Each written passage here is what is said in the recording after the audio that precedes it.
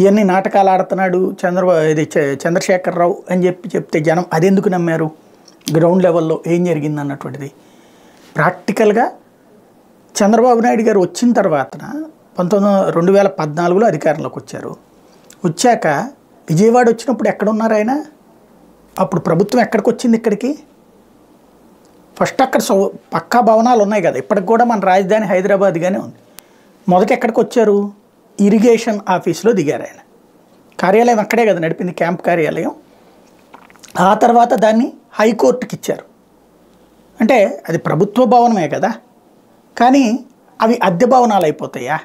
Number 1. రెండోది, ఇప్పటికీ కేంద్ర ప్రభుత్వానికి సంబంధించినటువంటి అనేక సంస్థలు వేటిట్లో నడుస్తున్నాయి?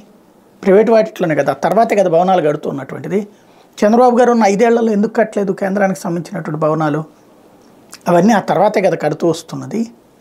బాబు గారు ఉన్న 5 ఏళ్లలో ఒక రాష్ట్రంలోని జిల్లాల విభజన చేద్దాం అనుకున్నారు, ఆయన చేయలా. పోనీ ఆయన ఏమన్నా భవనాలు కట్టిస్తే దాంట్లో కాకుండా ఎక్కడన్నా ఉన్నాడా? లేదు కదా. ఇక్కడ ఎన్నాళ్ళ క్రితం, 2 ఏళ్ల క్రితమే రాష్ట్ర జిల్లాల విభజన చేసింది అన్నటువంటి. 2 ఏళ్లలో నువ్వు ఎందుకు కట్టలేదు అని అడుగుతున్నారు. తప్పులేదు, అడిగితే కనీసం ఒక ముళ్ళుకర్రతో పొడిస్తే ప్రభుత్వాలకి బుద్ధన్నా వస్తుంది. కానీ 5 ఏళ్లలో చంద్రబాబు నాయుడు ఎందుకు కట్టలేదు, ఎందుకు ఆ జిల్లాల విభజన చేయలేదు అని అడగట్లేదు. ప్లస్ 5 ఏళ్లలో అమరావతికి సంబంధించి ఆ 3 టెంపరరీ కట్టడాలు తప్పించి ఎందుకు కట్టలేదు అని అడగరు. టిట్కో ఇళ్ళు ఎందుకు పూర్తి చేయలేదు అని అడగరు.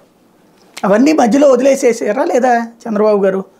సరే, అది వెంటనే ఈ మాట అనగానే జగన్మోహన్ రెడ్డి సూట్ కేసు పట్టుకుని వస్తాడు. కాకపోతే అప్పుడైనా ఇప్పుడైనా ప్రస్తుతం